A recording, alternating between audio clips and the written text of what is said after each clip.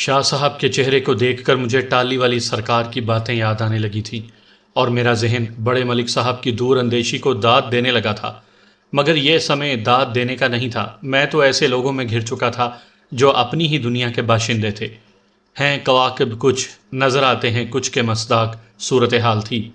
میں حیران تھا کہ ٹالی والی سرکار کے بقول اگر اس دنیا میں انسانوں کا قحط الرجال تھا تو وہ اپنے شاہ صاحب بھی ان میں شامل تھے، اور پھر یہ ٹالی والی سرکار جنہیں میں ایک بہت ہی بزرگ ہستی سمجھنے لگا تھا، وہ خود بھی تو اسی صف میں کھڑے نظر آ رہے تھے۔ میں سوچ رہا تھا کہ کسی اللہ والے کو دنیاوی اور سفلی علوم کی ضرورت نہیں ہوتی، مگر یہ ٹالی والی سرکار بھی تو میرے نزدیک ایک پارسا ہستی تھی، لیکن وہ بھی سفلی علم کی طاقت سے مرلی کی راک پر کوئی عمل کر رہے تھے۔ مجھے اپنا دل ڈوبتا ہوا محسوس ہو رہا تھا اور میرا ایمان ڈگمگانے لگا تھا۔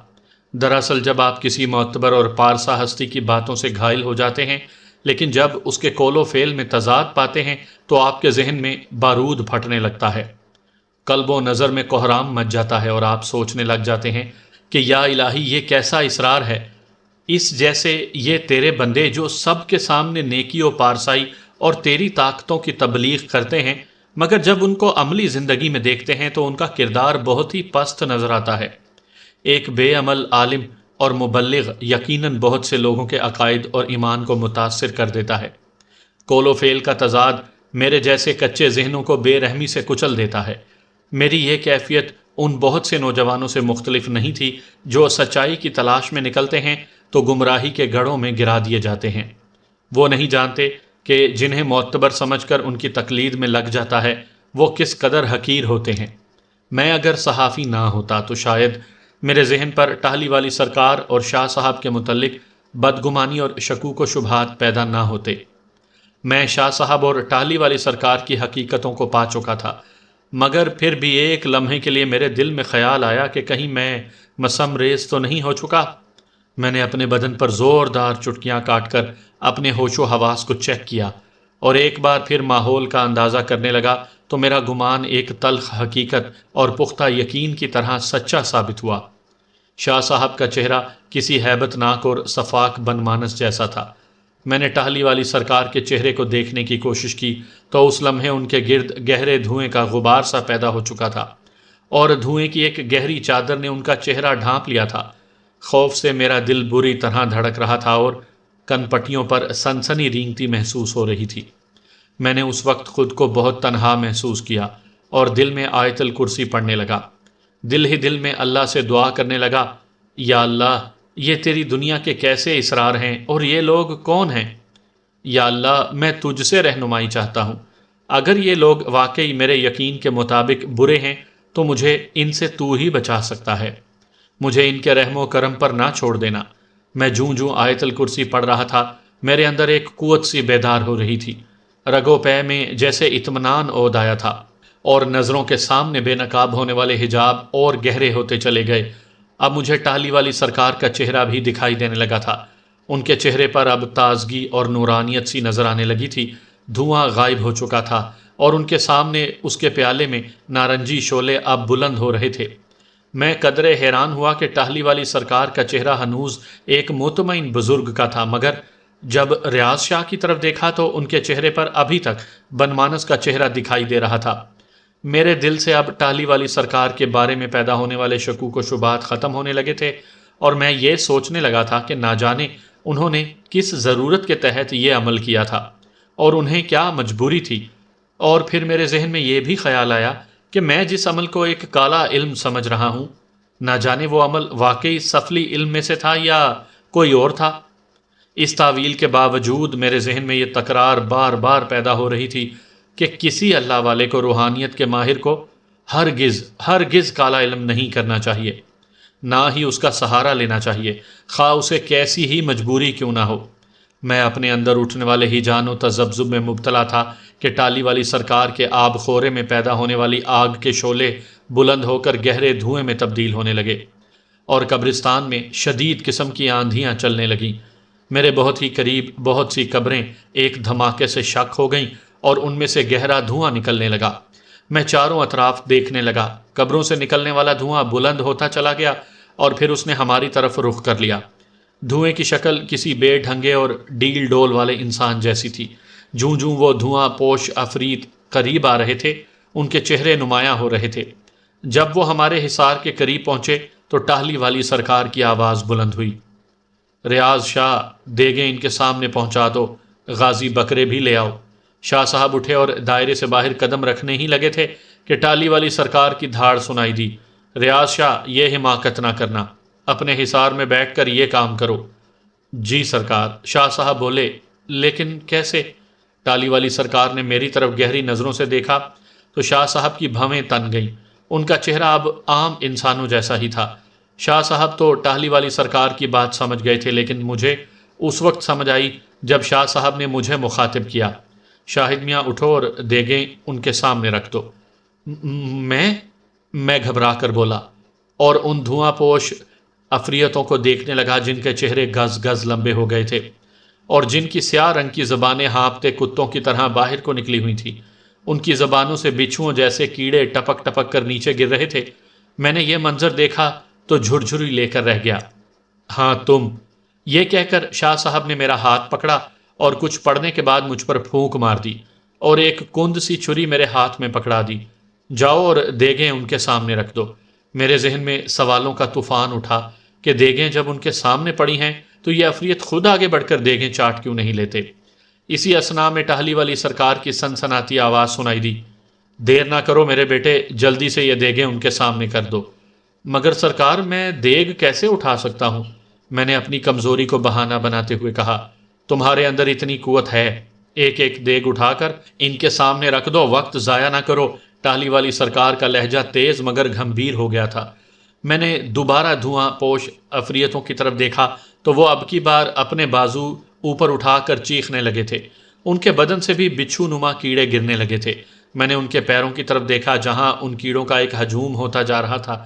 اگر تم نے دیر کر دی تو یہ زہریلے کیڑے ہمیں کھا جائیں گے، شاہ صاحب نے میرے بہت قریب آ کر کہا۔ یہ ماس خورے ہیں، انہیں انسانوں کا گوشت بہت پسند ہے، یہ ہڈیاں بھی چبا ڈالتے ہیں۔ اب جلدی سے اٹھو۔ میں نے ان کے حکم کی تعمیل کی اور پھر جوں ہی میں نے حصار سے باہر پاؤں رکھے، ماس خورے میری طرف بھاگے اور میں ان سے بچنے کے لیے دیگوں کے پاس جا پہنچا۔ دیگیں چند قدم پر اونچی قبر کے پاس رکھی تھی۔ وہاں ایک بڑا سا کپڑے کا ڈھیر بھی پڑا ہوا تھا جس میں ہلچل سی ہو رہی تھی، ایسے لگ رہا تھا جیسے اس کے اندر کوئی شے موجود ہے۔ میں نے ایک دیگ کو پکڑا اور اسے اٹھانے لگا تو وہ میرے حساب سے خاصی وزنی ثابت ہوئی۔ میں نے اس کو اوپر سے پکڑا اور دیگ کو پہیے کی طرح گھما کر دھواں پوش عفریتوں کے پاس لے گیا۔ ایک آدھ ماس خورا دیگ کے نیچے آ گیا اور اس کی کربناک چیخ بھی سنائی دی۔ میں نے جلدی سے دیگ چھوڑ دی اور بھاگ کر دوسری دیگ بھی دھکیلتا ہوا لے گیا۔ دیکھا تو ماس خورے پہلی دیگ پر چڑھ گئے تھے اور جب تک میں دوسری دیگ لے کر پہنچا وہ ساری دیگ چٹ کر چکے تھے۔ وہ دیگ پر جس دھینگا مشتی کے ساتھ یلغار کرتے تھے اس سے عجیب سا شور بلند ہو رہا تھا۔ میں نے جب تک 10 دیگیں ان تک پہنچا دیں اس وقت تک غازی بھی بکروں کو لے کر آ گیا تھا۔ سارے بکرے سیاہ رنگ کے تھے، وہ خوف سے منمنا رہے تھے۔ ایک طرف ماس خور کیڑوں کا شور اور دوسری جانب بکروں کی منمناہٹ، ان سے قبرستان میں ایک طلسم کا ماحول پیدا ہو گیا تھا۔ میں جب آخری دیگ دھکیل کر واپس حصار میں جانے لگا، کسی نے پیچھے سے میری قمیض کا کونا کھینچ لیا اور میری قمیض پھٹ گئی۔ اسی لمحے ایک زوردار تھپڑ کی آواز گونجی اور ساتھ ہی کوئی خوفزدہ بچے کی طرح چلایا۔ میں جلدی سے حصار میں بیٹھ گیا۔ میری سانس پھول گئی اور ایسے لگتا تھا کہ میں جیسے کسی پہاڑ کو سر کر کے آیا ہوں۔ میں نے اس طرف دیکھا جدھر میری قمیض کھینچی گئی تھی، وہاں اب غازی کھڑا تھا۔ پاس ہی کپڑوں کی وہ ڈھیری پڑی تھی۔ مجھے سمجھ نہیں آئی کہ میری قمیض کس نے کھینچی تھی۔ شاہ صاحب نے میرا یہ مسئلہ حل کر دیا۔ بولے، اس حرام خور نے تمہیں پکڑنے کی کوشش کی تھی۔ انہوں نے کپڑوں کی ڈھیری کی طرف اشارہ کیا۔ غازی اور بابا جی سرکار نے کالی داس کے بہت سے چیلوں کو پکڑ کر بوری میں بند کیا ہے۔ اس میں سے ایک نے تمہیں پکڑنے کی کوشش کی تھی۔ غازی نے اس کے منہ پر تھپڑ مارا تھا۔ اس دوران غازی نے سارے بکرے دھواں پوش عفریتوں کے سامنے کھڑے کر دیے تو وہ ندیدوں کی طرح ان پر ٹوٹ پڑے۔ بکرے منمناتے ہی رہ گئے۔ عفریتوں نے درندوں کی طرح بکروں کو چیر پھاڑ کھایا اور ان کی کھینچا تانی میں بہت سے بکروں کے لوتھڑے دور دور تک جا گرے۔ ماس خورے ان لوتھڑوں کی طرف بھاگ گئے۔ اسی لمحے غازی کی حسرت ناک آواز بلند ہوئی، ہم سے تو یہ بھوت اچھے ہیں۔ منہ بند کر کے بیٹھ غازی، بابا جی سرکار کی آواز سنائی دی۔ جی بابا جی، یہ کہہ کر غازی میرے حصار میں آ بیٹھا اور منہ میرے کان کے قریب لا کر بولا، ایک آدھ بکرا مجھے دے دیتے تو میں ان کے سارے کام کر دیتا۔ غازی، غازی، بابا جی کی آواز اب بہت قریب سے آئی تھی۔ میں نے اس جانب دیکھا تو وہ ٹہلی والی سرکار کے عقب میں کھڑے تھے۔ غازی نے اپنے منہ پر ہاتھ رکھ لیا۔ اس قدر خوف و ہراس کے باوجود میں مسکرا دیا اور اس ایک لمحے کی مسکراہٹ نے مجھے بے حد تقویت دی۔ غازی دوبارہ سرگوشی کرنے سے باز نہیں آیا۔ بھیا اب تو طبیعت ٹھیک ہو گئی ہے نا؟ میں تو آپ کو نارمل کرنے کے لیے بول رہا تھا۔ غازی کا نسخہ واقعی میرے لیے جان فضا ثابت ہوا تھا۔ دھواں پوش عفریت بکرے اور دیگیں چٹ کر چکے تھے اور دوبارہ اپنے ماس خور کیڑوں سمیت قبروں میں چلے گئے تھے۔ قبرستان پر اب خاموشی طاری ہو رہی تھی۔ قرب و جوار میں صرف جھینگروں کی آوازیں سنائی دے رہی تھیں یا پھر غازی کی بھاری بھرکم سانسوں کا زیر و بم محسوس ہو رہا تھا۔ جنات کی خاصیت ہے کہ جب یہ انسانی وجود میں متشکل ہوتے ہیں تو ان کی سانسیں بھاری اور گرم ہو جاتی ہیں۔ اگر آپ نے کسی ہائی بلڈ پریشر کے مریض کی بگڑتی ہوئی حالت کو قریب سے دیکھا ہے تو یہ جان جائیے کہ جنات کا یہ روپ اس سے 100 گنا زیادہ بگڑا ہوا نظر آتا ہے۔ اگر وہ قریب نہ بھی بیٹھے ہوں تو ان کی بھاری اور گرم سانسوں کی حدت یوں محسوس ہوتی ہے جیسے کوئی انسان تندور کے قریب بیٹھا ہوا اس کی تپش کو محسوس کرتا ہے۔ غازی جب بھی میرے قریب آتا تھا تو مجھے پسینہ آ جاتا تھا۔ یار غازی، مجھے گرمی لگ رہی ہے۔ میں نے اسے ذرا پرے ہٹاتے ہوئے کہا، اگر میرے پاس بیٹھے رہے تو میں جل جاؤں گا۔ وہ میری بات سمجھ گیا اور بولا، تو پھر آپ شاہ صاحب کی حالت کا اندازہ لگا لیں۔ بیچارے ایک نہیں سینکڑوں جنات کی قربت برداشت کرتے ہیں۔ اب تو وہ بھی کندن بن گئے ہیں، اس تندور کی طرح جو روٹیاں سینکتا ہے اور خود بھی جل رہا ہوتا ہے، لیکن اپنا روپ کبھی نہیں کھوتا۔ غازی ایک عجیب ماہر نفسیات ثابت ہوا تھا۔ اس نے مجھے یہ ایک بات سمجھانے کے لیے بہت ہی پر لطف طریقہ اختیار کیا تھا اور میں واقعی اس کی بات کو سمجھ گیا کہ عملیات کی پر اسرار دنیا میں رہنے والے اتنے جلالی کیوں ہوتے ہیں۔ دراصل ان کا اندر بھی تپ چکا ہوتا ہے۔ آگ سے کھیل کھیل کر ان کے پورے بدن کا لہو آتش نوا ہو چکا ہوتا ہے۔ ایسے لوگوں کا نفس اسی آگ سے بھڑکتا رہتا ہے۔ روحانیت آگ نہیں ہوتی، ایک نور کی ٹھنڈی کرنوں جیسی قوت ہوتی ہے۔ اس میں جلال ہوتا ہے لیکن یہ جلال قہر کی صورت میں متشکل نہیں ہوتا۔ نفس اس ٹھنڈی آگ کے ہاتھوں بے موت مر جاتا ہے۔ جب غازی مجھے یہ سمجھا رہا تھا تو اس لمحے ٹہلی والی سرکار کی مسرت آمیز آواز سنائی دی، لو بھائی، ہم کامیاب ہو گئے۔ آب خورے پر بلند دھواں اب سمٹنا شروع ہو گیا تھا اور اس کے اندر ایک کوتاہ قامت انسان مینڈک کی طرح پھدکتا ہوا نظر آ رہا تھا۔ وہ دھوئیں سے باہر نکلنے کی کوشش کر رہا تھا مگر اس کی تمام کوششیں بے سود تھیں۔ تو اب بھاگ نہیں سکے گا کالی داس، ٹالی والی سرکار نے چھری کی نوک دھوئیں میں گھسیڑ دی تو کالی داس نے پھدکنا بند کر دیا۔ اس کی باریک لرزتی ہوئی آواز سنائی دی، سرکار میں وچن دیتا ہوں آج کے بعد میں کبھی غلط کام نہیں کروں گا، مجھے क्षमा کر دیں۔ سرکار، اس کو معاف نہیں کرنا، بابا جی کی غصے میں بھری ہوئی آواز سنائی دی۔ سنو زرکان شاہ، مجھے مروا کر تمہیں کچھ نہیں ملے گا۔ اگر تم بھی مجھے क्षमा کر دو تو میں کبھی تمہارے راستے میں نہیں آؤں گا۔ میری بات یاد رکھنا زرکان شاہ، ابلیس کی نسل سے ہوں اور تم بھی اسی میں سے ہو۔ تم نے جو روپ بھرا ہے یہ کھل کر رہے گا۔ اسی لمحے میں نے ریاض شاہ کے چہرے پر خوف زدگی کے سائے محسوس کیے اور وہ تیزی سے بولے، سرکار، اس کو جلدی سے جہنم واصل کر دیں، یہ بکواس کر رہا ہے۔ ریاض شاہ، خاموش بیٹھو۔ میں سمجھتا ہوں تمہیں کس بات کا خوف ہے۔ تم بھی ایک عامل ہو، اپنے اندر صبر کرنا سیکھو۔ اس نے اگر تمہارے بابا جی کو ان کے اصلی نام سے پکار لیا ہے تو تمہیں کیا پریشانی ہے؟ زیادہ پریشان ہونے سے اب کچھ نہیں ہوگا۔ ریاض شاہ خاموش تو ہو گئے مگر ان کی ہیجانی کیفیت ختم نہ ہوئی۔ انہوں نے کن اکھیوں سے میری طرف بھی دیکھا تھا مگر میں یوں گم سم ہو گیا تھا جیسے مجھے گرد و پیش کی خبر ہی نہیں تھی کہ کیا ہو رہا ہے۔ کالی داس کے الفاظ میرے ذہن میں گھوم رہے تھے اور بابا جی کا تقدس سے بھرا نورانی چہرہ میری نظروں کے سامنے آ کر ٹھہر گیا۔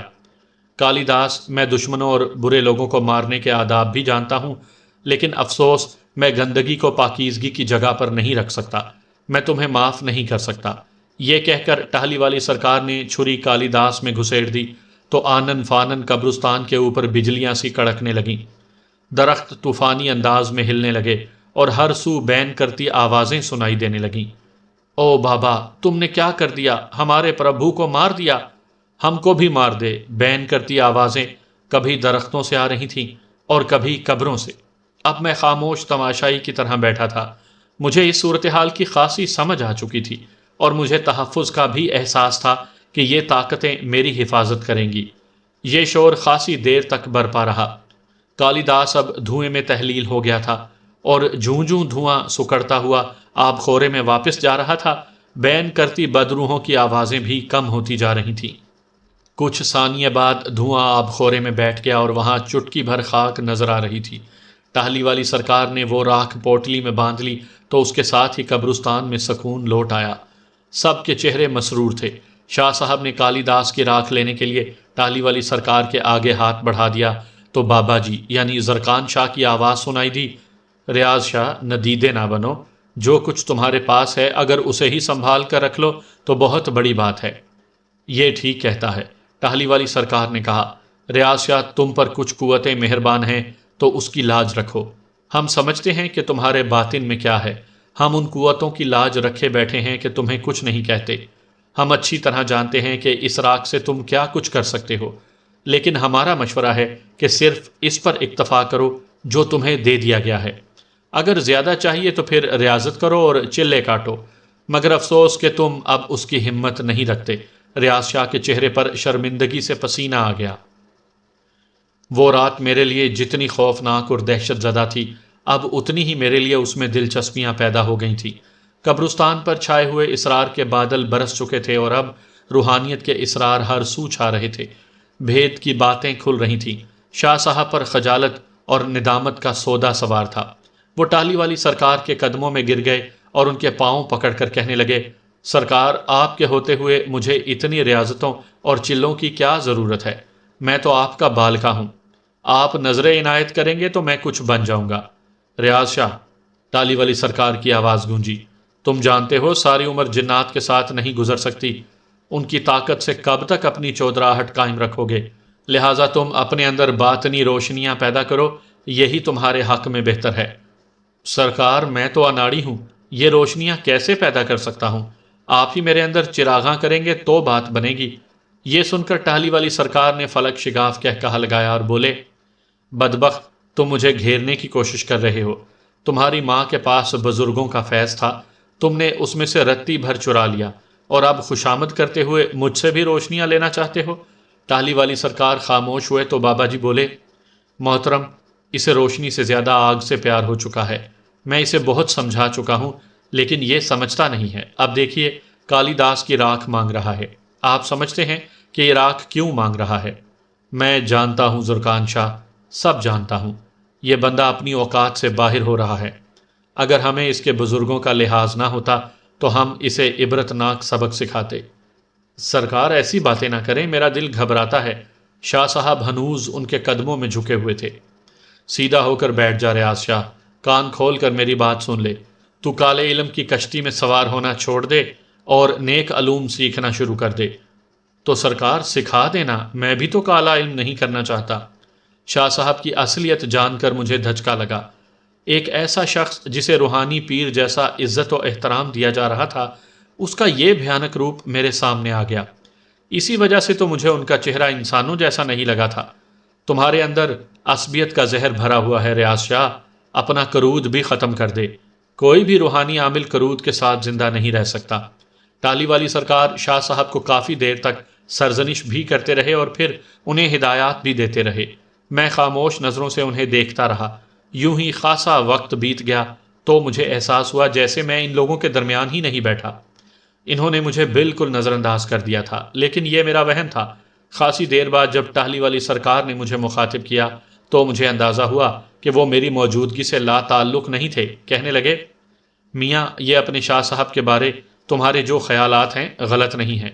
میں نے شاہ صاحب کی طرف دیکھا جو مجھ سے نظریں ملانے کے بجائے بابا جی کی طرف دیکھنے لگے تھے۔ سرکار، تو پھر یہ سب کیا ہے؟ میں نے ٹالی والی سرکار سے پوچھا۔ اگر شاہ صاحب جیسے لوگ معصوم لوگوں کو گمراہ کرتے پھریں تو پھر کس کا اعتبار کیا جائے؟ نیکی اور بدی میں تمیز کیسے کی جائے؟ معاف کیجئے سرکار، یہ تو سراسر گمراہی ہے۔ ہم جیسے لوگ جو روحانیت کے پرستار ہیں، انہیں کیا معلوم کہ وہ جنہیں روحانیت کے ایک بہت بڑے درجے پر فائز شخصیت سمجھ رہے ہیں، در حقیقت وہ شیطان کا پیروکار ہوتا ہے۔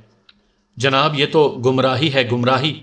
اس کا اللہ کے دیے ہوئے علوم سے کیا تعلق؟ اور پھر سرکار، میں نے اپنا سر تھام لیا اور میرا لہجہ بدل گیا، میرے اندر کوئی شے کرچی کرچی ہو کر بکھر گئی۔ سرکار، آپ جیسے لوگ، بابا جی جیسی ہستیاں جب ایسے لوگوں کے سروں پر سایہ کیے ہوئے ہوں تو انہیں کیا سمجھنا چاہیے؟ تم ٹھیک کہتے ہو میاں، ہمارا المیہ یہی ہے کہ بہت سے لوگ نیکی اور پارسائی کے فرقے میں گمراہی اور گندگی کا لبادہ پہنے ہوئے ہوتے ہیں۔ ٹالی والی سرکار کہنے لگے، دیکھا تم نے ریاض شاہ، کتنا دکھ پہنچا ہے اس کو۔ تیرے لیے یہی بہتر ہے کہ گمراہی کے راستے سے واپس لوٹ آؤ۔ آدھا تیتر اور آدھا بٹیر بننے والے سلوک کی منزل تک نہیں پہنچ سکتے۔ ریاض شاہ دوبارہ ان کے قدموں میں گر گئے اور بولے، مجھے معاف کر دیں سرکار، آئندہ آپ کو شکایت نہیں ہوگی۔ اس وقت سحری کا وقت ہو رہا تھا۔ ٹالی والی سرکار نے ہمیں واپس جانے کے لیے کہا۔ میں جب اٹھنے لگا تو وہ بولے، افسوس میاں، ہم تمہیں وہ تحفہ نہیں دے سکے جس کی تمنا تم رکھتے ہو۔ افسوس، صد افسوس، ہم امانت میں خیانت نہیں کرنا چاہتے۔ پرسوں زلیخا کی شادی ہے اور ہم بھی اس میں شرکت کریں گے۔ زلیخا کا نام سن کر میرے اندر ٹوٹی ہوئی کرچیاں اکٹھی ہو کر میرے دل کے راستوں پر قابض ہو گئیں۔ میرے ماتھے پر پسینہ آ گیا اور پورے بدن پر ریشہ سا طاری ہو گیا۔ حوصلہ رکھو، اللہ تمہیں اس سے بہتر تحفہ عطا فرمائیں گے۔ تمہیں ایک محبت کرنے والی بیوی ملے گی میاں، اور تمہیں یہ سب بھول جائے گا۔ جب تمہاری شادی ہو جائے گی اور اللہ تمہیں بچے عطا کرے گا تو تمہیں ہماری یاد ستانے لگے گی۔ ٹالی والی سرکار نے میرے کاندھے پر ہاتھ رکھا تو ریشہ زدہ بدن میں سکون سا آ گیا۔ ہم تمہیں ایک بہت ہی عمدہ وظیفہ دیں گے، تم اسے پڑھتے رہنا، تمہاری ساری مرادیں پوری ہوں گی اور تم ہر آزمائش میں سرخ روح ہو کر نکلو گے۔ ٹالی والی سرکار نے مجھے قرآن پاک کی ایک آیت پڑھنے کی ہدایت کی اور مجھے اسم اعظم عطا کیا۔ یہ پڑھتے رہنا، اٹھتے بیٹھتے، سوتے جاگتے، چلتے پھرتے، کہیں بھی، سفر میں، خضر میں، اگر تم اپنا اسم اعظم پڑھتے رہو گے تو کبھی مار نہیں کھاؤ گے۔ تمہارے اوپر معمور 20 فرشتے تمہاری حفاظت کریں گے، تم ان کی روحانی چادر میں محفوظ رہو گے، اور پھر کبھی اگر تمہارے دل میں آئے تو یہ وظیفہ پڑھ لینا۔ ٹالی والی سرکار نے مجھے دوسرا وظیفہ دیا اور اس کو پڑھنے کی ہدایات دے کر بولے، دیکھو یہ بابا جی اوپر، ہماری زمین سے 200 کلومیٹر اوپر ان کی بستیاں ہیں، یہ زمینوں پر بھی آباد ہیں۔ یہ وظیفہ پڑھنے سے تمہاری بلند پروازی میں اضافہ ہوگا اور جب تم چاہو گے نیک جنات کا تعاون حاصل ہوگا تمہیں۔ میرے بچے، پاکیزگی اور پارسائی کا ہمیشہ خیال رکھنا، شہوانی خیالات کے زیر اثر آ کر کبھی ان وظائف کا ورد نہ کرنا، ورنہ بدکار جنات تمہاری قربت میں آ جائیں گے اور تم سارے عمر ان کے ہاتھوں ذلت اٹھاتے رہو گے۔ اور ہاں، کل رات میرے پاس آنا، مجھے تمہارے ساتھ بہت سی باتیں کرنی ہیں اور تمہیں تمہارے بہت سے سوالوں کے جواب بھی دینے ہیں۔ ان کے چہرے پر دبیز مسکراہٹ تھی، ایک ایسی فرحت آمیز مسکراہٹ جو دوسروں کے دلوں میں اثر کر کے انہیں اپنا اسیر بناتی ہے۔ اللہ حافظ۔ ٹالی والی سرکار نے ہمیں قبرستان سے الوداع کیا اور ہم سحری کے تارے کے ساتھ ساتھ چلتے چلتے ملک وال واپس پہنچ گئے۔ راستے میں ایک بھی کتا نظر نہیں آیا۔ شاہ صاحب نے بے تکلف دوستوں کی طرح میرا ہاتھ پکڑا ہوا تھا اور آہستہ آہستہ کبھی سہلاتے اور کبھی گرم جوشی سے میرا ہاتھ دباتے رہے۔ میں ان کی کیفیات سمجھ رہا تھا۔ ان کا رویہ بالکل اس شخص کی طرح تھا جو اپنے افسر کے کمرے میں جا کر جھڑکیاں کھاتا ہے مگر باہر آتے ہی ایسا ظاہر کرتا ہے جیسے اس کے افسر نے اس کو بہت زیادہ شاباش دی ہے، لیکن جب اس شخص کی درگت کوئی دوسرا شخص دیکھ لیتا ہے تو اس کے سامنے بیچارہ بن جاتا ہے مگر دوسروں پر پھر بھی اپنی اصلیت ظاہر نہیں ہونے دیتا۔ میرا اگلے روز پیپر تھا۔ حویلی پہنچ کر میں نے سونے کی بہت کوشش کی مگر سو نہ سکا۔ میں فجر کی نماز پڑھنے کے لیے وضو کرنے کے لیے باہر باغیچے کے پاس بنے ہوئے غسل خانے میں جانے لگا تو مجھ سے پہلے شاہ صاحب وہاں موجود تھے۔ وہ وضو بنا کر نماز پڑھنے کی تیاریاں کر رہے تھے۔ میں نے بھی وضو کر لیا تو انہیں کہا کہ ہم دونوں باجماعت نماز پڑھتے ہیں۔ ہم دونوں باغیچے میں جائے نماز بچھا کر کھڑے ہونے لگے تو مجھے خیال آیا تو میں نے کہا، شاہ صاحب بابا جی کہاں ہیں؟ وہ اندر ہیں۔ سرکار سے کہیں نا کہ ہماری امامت کرا دیں۔ میں نے کہا، وہ نیک اور پارسا جنات میں سے ہیں اور پھر سرکار کی عمر بھی تو 1400 سال ہے۔ شاہد میاں، ایسا نہیں ہو سکتا۔ جنات مسلمان اور عبادت گزار بھی ہوں تو پھر بھی ہم ان کی امامت میں نماز ادا نہیں کر سکتے۔ البتہ جنات انسانوں کی امامت میں نماز پڑھ سکتے ہیں۔ تو پھر انہیں کہیں کہ ہمارے ساتھ آ کر نماز پڑھ لیں۔ میں نے پراشتیاق لہجے میں کہا، آؤ ہم اور تم نماز پڑھ لیتے ہیں، وہ اپنی عبادت کر چکے ہیں، اس وقت وہ استراحت فرما رہے ہیں۔ شاہ صاحب نے کہا، اور ہم دونوں نے باغیچے میں نماز فجر ادا کی۔